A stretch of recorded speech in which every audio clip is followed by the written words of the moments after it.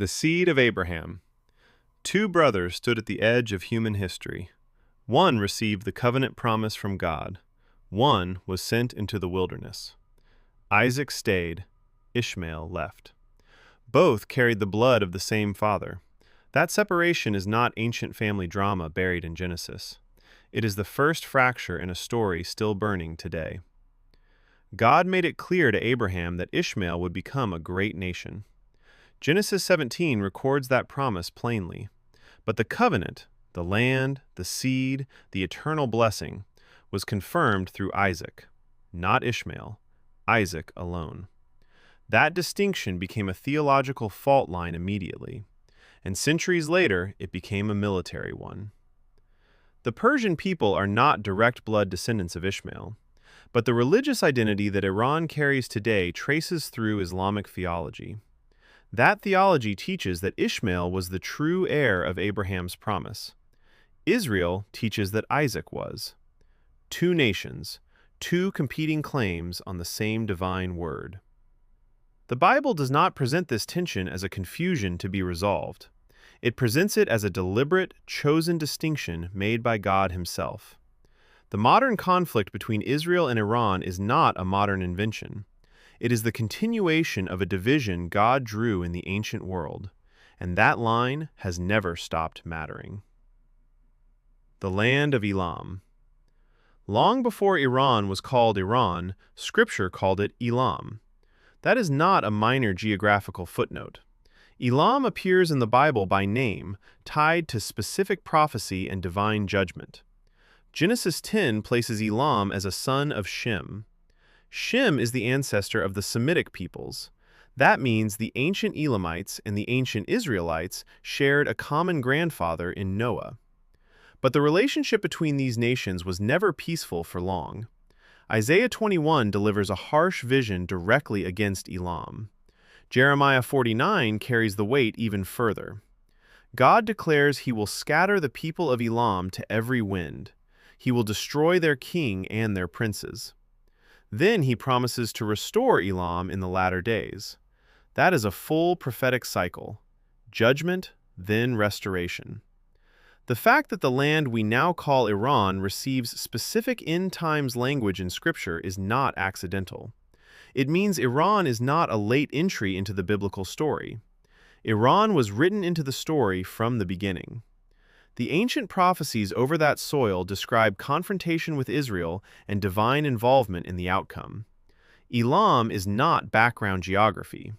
Elam is a named player with a prophetic trajectory written long before the first nuclear negotiation. That trajectory is still moving. Haman and the spirit of Persia. A Persian official stood in the courts of a world empire. He had the ear of a king. He had the authority of a government. His name was Haman. His goal was the total destruction of every Jewish person living under Persian rule. The Book of Esther records this with chilling simplicity. A decree was issued. A date was chosen. Mass execution was planned at the highest levels of the ancient Persian state. But the part most people miss is the bloodline behind Haman. He was an Agagite. Agag was the king of Amalek, and Amalek was the nation God had declared war against from generation to generation. Exodus 17 carries that declaration. This was not a new conflict. Haman's plot was the continuation of an ancient spiritual war. The rabbis and early church teachers recognized this clearly.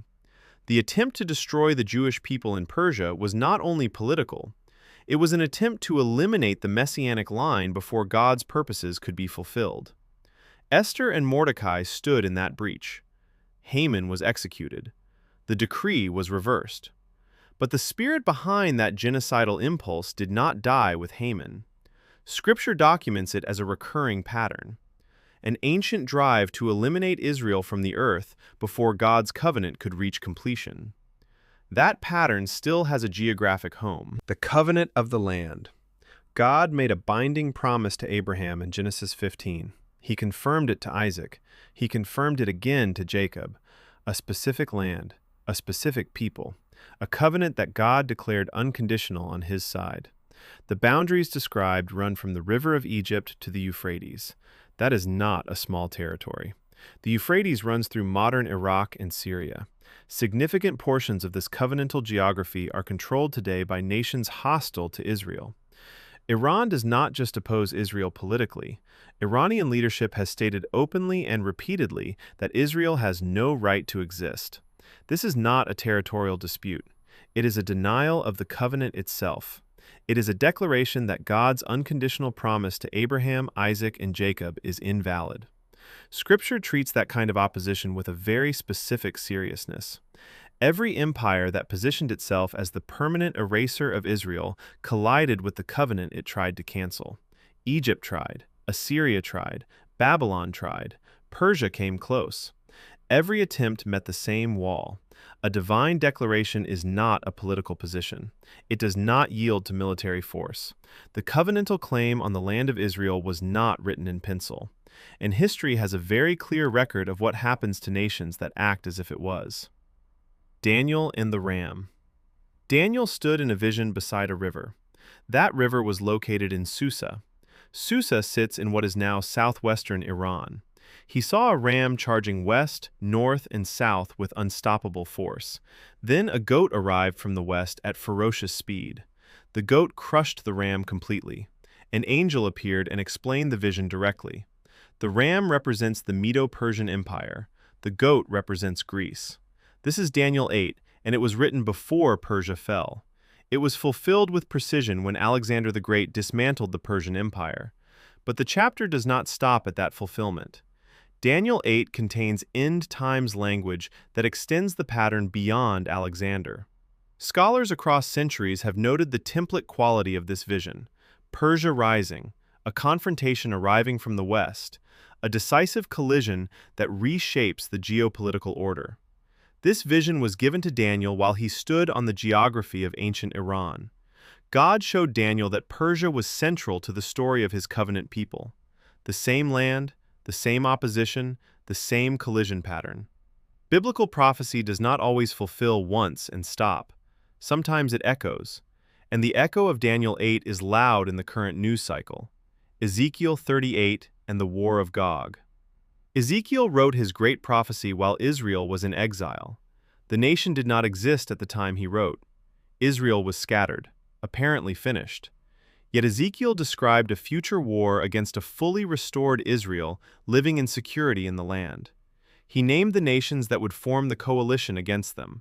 Persia is listed in Ezekiel 38 verse 5 by name. Persia, modern Iran, named in a coalition that gathers against Israel in the last days. Many scholars who take this prophecy literally believe it has not yet been fully fulfilled. The conditions have not aligned until this generation. A returned Israel in the land, a hostile regional coalition forming, Persia at the front of it.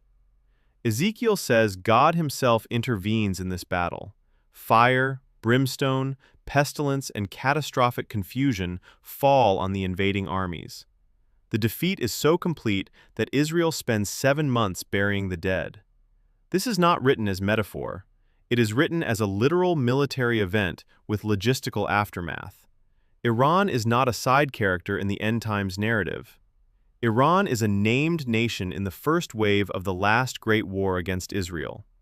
The map in Ezekiel 38 looks increasingly like a modern military intelligence briefing. That alignment is not coincidence. It is prophetic. The spiritual battlefield. Daniel 10 contains a scene most readers move past too quickly. Daniel fasts for 3 weeks. He prays. No answer comes. Then an angel arrives and explains the delay. The angel says the prince of the kingdom of Persia withstood him for 21 days. He needed help from Michael, the archangel assigned to Israel, to break through. Read that carefully. There is a demonic prince assigned specifically to Persia, a spiritual power with territorial authority over that region. This is not mythology inserted into Scripture for dramatic effect. This is canonical Scripture describing the unseen structure beneath visible geopolitics. The conflict between Israel and Iran has a surface layer and a deeper layer. The surface layer is missiles, proxies, nuclear programs, and diplomatic standoffs.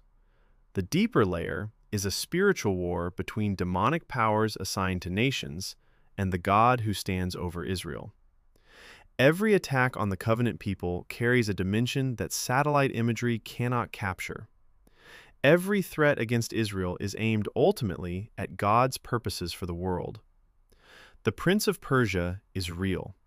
The resistance is ancient, and it is organized at a level that no human intelligence agency can fully map.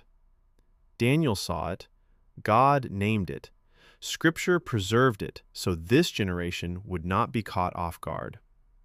The biblical origins of the Israel-Iran conflict are not theological footnotes. They are a foundation running beneath every headline. From the separation of Isaac and Ishmael in Genesis to the decree of Haman in the Persian palace. From Daniel's vision in the city of Susa to Persia's name carved into the coalition of Ezekiel 38. From the demonic prince of Persia delaying an angel to the covenant land promise no empire has ever successfully erased. This conflict has layers that political science cannot reach. Diplomacy cannot touch the root. Military strategy cannot resolve what was planted in the spiritual realm thousands of years ago. The root is covenantal. The root is prophetic. The root is the ancient decision of God to choose a people and make promises he has never broken. Every nation that has stood against Israel has done so while walking inside a story already written. The story has an author. That author declared the ending before the first king of Persia sat on his throne.